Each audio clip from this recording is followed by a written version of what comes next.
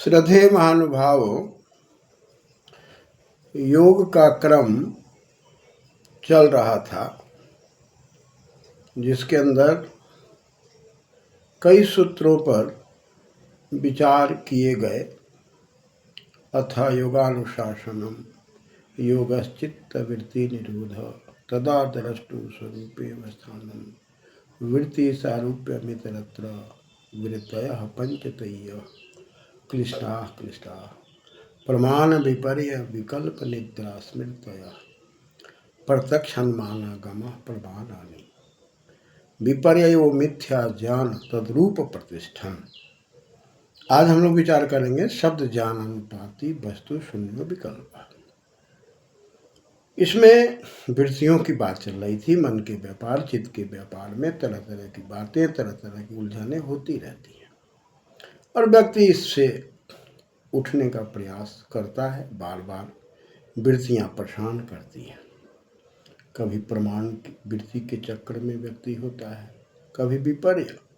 विपर्य की बात आई थी कि मिथ्या ज्ञान वह अतद्रूप प्रतिष्ठा है।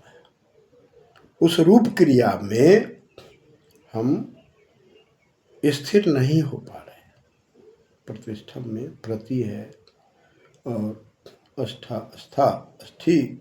स्थि भी गति निवृत्त, जहाँ पर गति की निवृत्ति हो जाती है, स्थिरता प्राप्त हो जाती है, वो यथार्थ ज्ञान है। हम उसके रूपाकार हो जाते हैं, स्थिरता के अंदर उसके स्वरूप में हम तलीन हो जाते हैं, विलीन हो जाते हैं। जब हम यथार्थ ज्ञान की ओर, सत्य ज्ञान की ओर विलीन होते हैं और समझ लेते हैं कि यह यथार्थ ज्ञान है और यह मिथ्या ज्ञान है, और दोनों ज्ञान को समझ करके हम मन की वृत्तियों को स्थिर करने का प्रयास करते हैं, चंचलता से हटने और हटाने का प्रयास करते हैं, और हम यथार्थ ज्ञान को समझकर आत्मसात करके और मिथ्या ज्ञान को समझकर उसको भी अपने जीवन में हम स्थिर नहीं होने देते, यानी कि मिथ्या ज्ञान को हटाते हैं। यथार्थ ज्ञान को समझ करके भी हम यथार्थ ज्ञान के ही चिंतन मनन में नहीं रहते, बल्कि साधना की प्रक्रिया में हम यथार्थ ज्ञान को समझकर उसे आगे बढ़ने के लिए अंतर्मुखी होने का प्रयास करते हैं और अपने जीवन को उस मन के व्यापार, मन के तरह तरह के विचारों से ऊपर उठाने के लिए प्राणायाम आदि की क्रियाओं को करके चित्त को स्थिर करने का प्रयास करते हैं, और सत्य को समझकर, असत्य को समझकर, सत्य और असत्य दोनों को समझ करके पुनः हम आगे उस सत्य को पाने के लिए प्रयासरत हो जाते हैं। सत्य में जो परमात्मा है, हिरण्यगर्भ में जो परमात्मा है, उसके स्वरूप में हम विचरण करना चाहते हैं, उसके अंदर जाने का प्रयास करते हैं, चित्त को एकाग्र करने का प्रयास करते हैं, ध्यान की प्रक्रिया में जाने का प्रयास करते हैं, तब धीरे धीरे हम इन वृत्तियों से ऊपर उठते हैं। लेकिन इन वृत्तियों के क्रम से ऊपर उठना इतना आसान नहीं है। इसके लिए काफ़ी अभ्यास की आवश्यकता पड़ती है। अतः अगला सूत्र विकल्प के लिए कहा जा रहा है शब्द ज्ञानानुपाति, शब्द ज्ञानानुपाति वस्तु शून्य विकल्प। अब यहाँ पर एक शब्द है ज्ञान अनुपाति, और वस्तु शून्य शब्द है। अब विकल्प की बात आ रही है। शब्द ज्ञानानुपाति वस्तु शून्य विकल्प। अब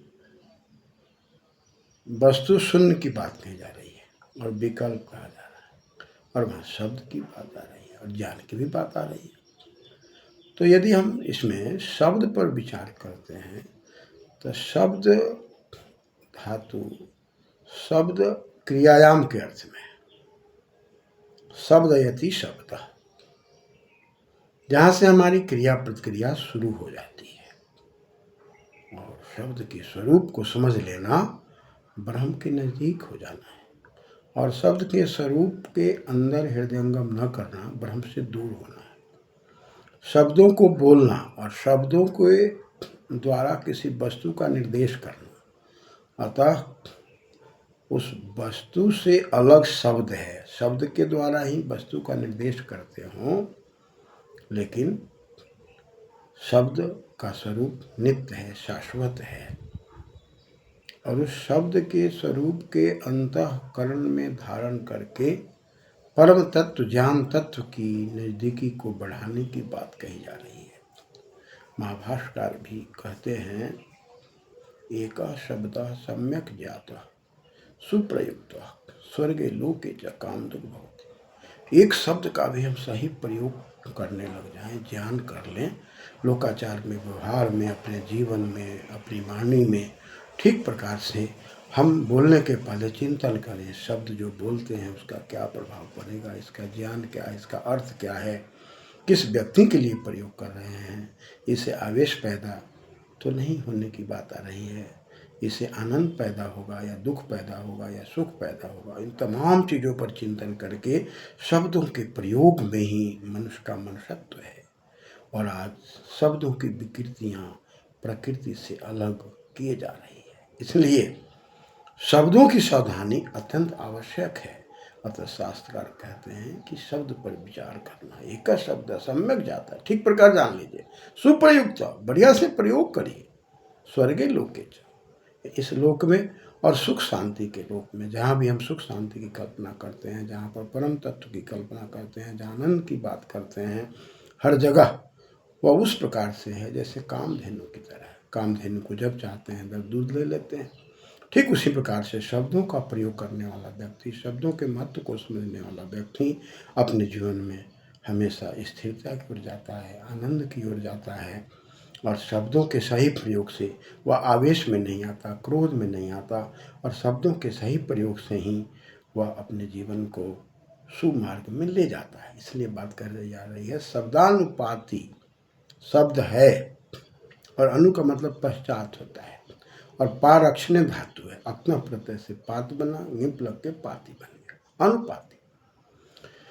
जो शब्दों का हम प्रयोग करते हैं, जो शब्द रक्षण के अर्थ में है, वहाँ से हट के हम गिरने की बात करते हैं, और शब्द का प्रयोग तो करते हैं, लेकिन वस्तु शून्य, सुनति शून्यम, कहा कि भाई शब्दानुपाति वस्तु शून्यो विकल्प। तो यह जो शून्य शब्द है या शून्यम शब्द है, टूस्मी धातु गति के अर्थ में है, उगवादिभ्यत प्रत्यय लक्षण के शून्यम शब्द है, जहाँ से हमारी गति समाप्त हो जाती है और परम तत्व की गति शुरू होती है। उस शून्य को न समझकर हम ये समझने लग जाते हैं अभाव, खाली, यानी कि वस्तु तो है नहीं लेकिन शब्द का प्रयोग है। एक है कि शब्द का प्रयोग है और शब्द के द्वारा वस्तु का निर्देश है, और एक है कि शब्द है लेकिन वस्तु नहीं है, फिर भी हम प्रयोग कर रहे हैं। तो ये द्विधा का जीवन है, इसको कहता है विकल्प। जैसा कि मैंने कहा कि शब्द शब्द है, शब्द में शब्द धातु है और घय प्रत्यय लक्षण शब्द यति शब्द। उसी प्रकार विकल्प में विकल्पते उपसर्ग है, कृप धातु है।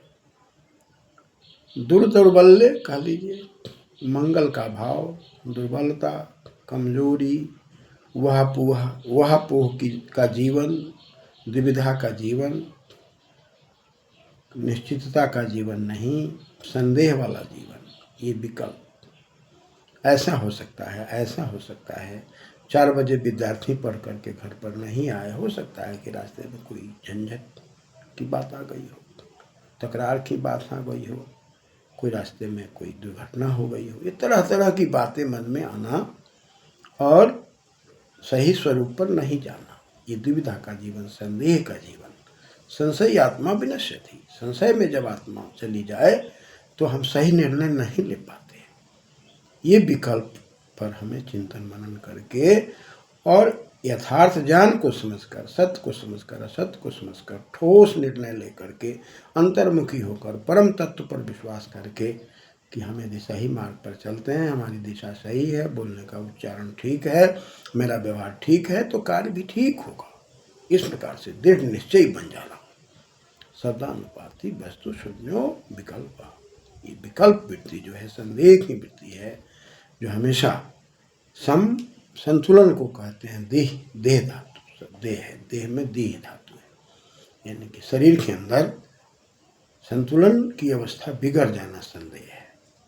देह के अंदर ज्ञानेंद्रिय हैं, कर्मेंद्रिय हैं, और ज्ञानेंद्रिय और कर्मेंद्रियों के अंदर ठीक ठीक निर्णय न ले पाना, द्विविधा का जीवन जीना। दुविधा, दो बात, यह विधा होगी कि यह विधा होगी। तो ये जैसा कि मैंने आपसे कहा कि ये जो मन की वृत्तियां हैं, इसमें पहला प्रमाण है, दूसरा विकल्प, दूसरा विकल्प की बात जो कर रहे हैं, इसके पहले विपर्य है, प्रमाण, विपर्य, विकल्प, और आगे फिर हम लोग निद्रा और स्मृति पर बात करेंगे। इन सब चीज़ों पर चिंतन करने की जरूरी है कि हम शब्द तो बोल रहे हैं लेकिन वस्तु नहीं है। हम आकाश का फूल कहते हैं, आकाश चकासते, आकाश है वायुमंडल में चारों तरफ, और पूरे वायुमंडल में खग की बात कही जा रही है, आकाश की बात कर रही है, और आकाश का फूल कह रहे हैं। तो आकाश के फूल होने की कोई बात ही नहीं है। हवा महल, हवा का महल बन ही नहीं सकता है। इसका मतलब है कि हम बढ़ा चढ़ा करके बात करते हैं, सही निर्णय नहीं ले पाते हैं, और एक दूसरे को भी दुविधा में रखते हैं, और हम भी दुविधा में रहते हैं, एक दूसरे को संदेह में रखते हैं, हम भी संदेह में रहते हैं। आज तो प्रायः देखा जा रहा है, चाहे वो विद्यालय हो, चाहे परिवार हो, घर हो, समाज हो, कोई भी व्यक्ति को किसी चीज़ का निर्णय लेने के लिए आप कहते हैं तो आपको संदेह में डाल देता है, और संदेह में डालने के बाद वह स्वयं संदेह से युक्त होकर के क्लेश में जाता है, और आपको भी क्लेश में डाल देता है। घर परिवार के अंदर जो भी संस्कार वगैरह की बातें आती हैं, जिसमें विवाह संस्कार की बातें आती हैं, विवाह संस्कार के पहले वर और वधू के चयन की बात आती है, इसमें तो प्रायः चाहे कन्या के निरीक्षण की बात आवे, चाहे वर के निरीक्षण की बात आवे, चाहे देखने की बात आवे, प्रायः जो जिसको आप संबंधित कहते हैं, कुटुंब कहते हैं, वंश परंपरा कहते हैं, गोत्र कहते हैं, इसमें प्रायः संदेह की बात पर ही लोग चलते हैं, और द्विविधा की बात डाल करके वो आप भी असंतुष्ट रहते हैं, आपको भी असंतुष्ट करते हैं, कोई निर्णय देने के लिए जल्दी तैयार नहीं होता। इस प्रकार की वृत्तियाँ, मानव की वृत्तियाँ बड़ी खतरनाक वृत्तियाँ हैं। न वो स्वयं निर्णित है, न दूसरे को भी निर्णय में रखने में वो सहयोगी कर पाता है, अपने भी दुविधा में जीता है, दूसरे को भी दुविधा में डाल देता है।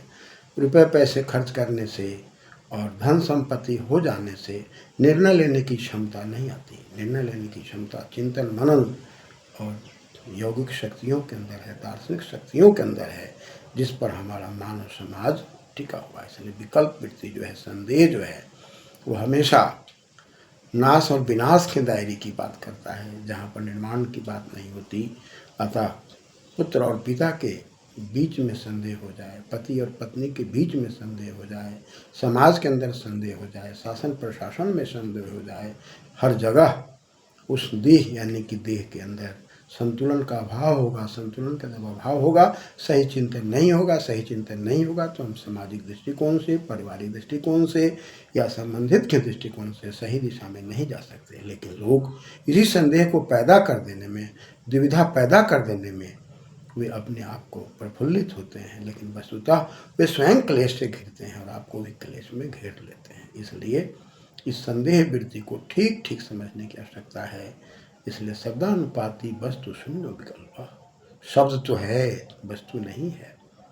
हाँ जी, मैं जो कह रहा हूँ सही कह रहा हूँ, लेकिन अंदर में कुछ और बात है, बाहर में कुछ और बात है। उसी तरीके से है कि अंदर में तो बात नहीं है, लेकिन ऊपर से स्वीकृति है, और अंदर में स्वीकृति है, ऊपर से अस्वीकृति है। इस प्रकार द्विधा का जीवन न जीना है, न जीने देना है, न शांति से रहना है, न रहने देना है। ये मानवीय गुणों से अलग का गुण है, जिसको हमें त्याग करना चाहिए, चिंतन मनन करना चाहिए। यही शास्त्र का निर्देश है, संकेत है। जैसे हम कहते हैं, भेद में अभेद, अभेद में भेद, तिष्ठति बाण, बाण ठहरता है। तो बाण तो चेतन नहीं है, अचेतन है, लेकिन ये प्रयोग कौन कर रहा है? चेतन कर रहा है।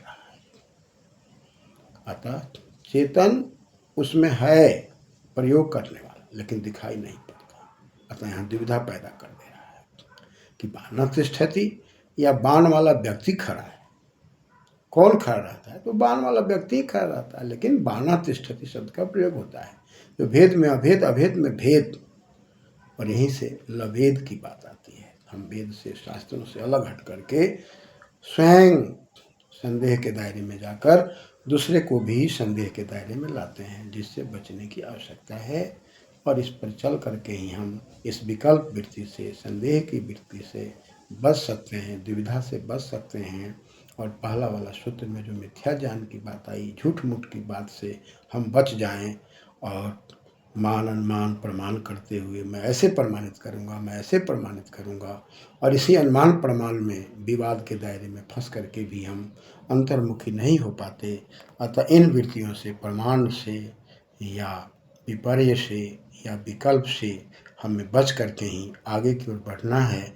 इसके लिए काफ़ी प्रयास, पुरुषार्थ और प्रयत्न की आवश्यकता है। इसी के क्रम में पुनः हम लोग आगे चिंतन करेंगे, जिसके अंदर निद्रा की बात करेंगे, स्मृति की बात करेंगे, और इन तमाम चीज़ों पर चिंतन मनन करके अंतर्मुखी होकर के स्वयं अपने को आगे बढ़ सकते हैं और अपने बाल गोपाल समाज को भी आगे विकसित कर सकते हैं। धन्यवाद।